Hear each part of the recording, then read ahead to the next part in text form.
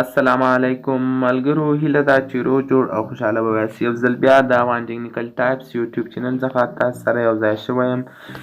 هیله ده چې روغ جوړ او خوشحاله به یاست. نو ملګرو، نن در سره په دې ویډیو کې شریکوم چې په فېسبوک کې څه ډول کولی شو موږ تاسې د خپل ایډۍ ترڅنګ د خپل یو بل نوم هم په کوچني ډول ولیکو. دا ډول ملګرو چې تاسې به د ستاسې ایډۍ لاندې به هغه په کوچني ډول راځي. لکه ملګرو زه تاسو دلته په دې ما په ایډۍ کې وښیم. ملګرو تاسو دا وینئ. ملګرو دا کوم ډول موږ تاسې لیکلی شو. دې طریقه زه تاسو ته نن په دې ویډیو کې ښایم چې څه ډول دا کولی شو. نو د دې هر څه نه مخکې زه تاسو ته هیله کوم چې زموږ د یوټیوب چینل در سره سبسکرایب کړئ.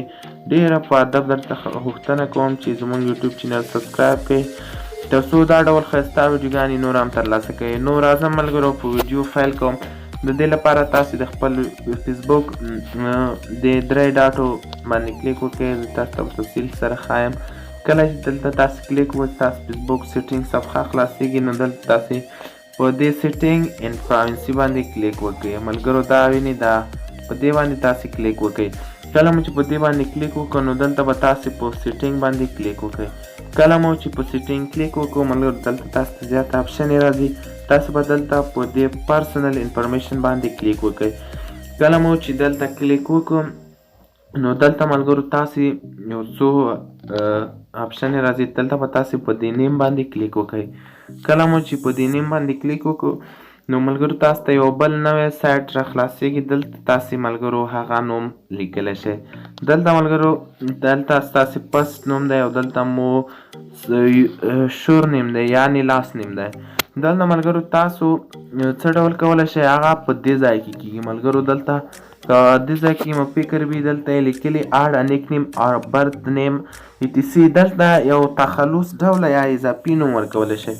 نو دلته زما etc نوم دی د انټرنیټ پلار. نو زه ملګرو په دې باندې کلیک کوم. په دې کې تغییر تاسو ته راولم او په دې کې کولی شم یو بل نوم هم ثبت کړم. نو دلته زه یو ډول ورته انتخابوم. ملګرو دلته ټایپ نیک نیم ټایپ دی او وات از یور نیک نیم. نو دا ځکه به تاسې خپل نیک نیم ولیکئ او دلته مهمه خبره دا ده چې دا اپشن به فعالوئ.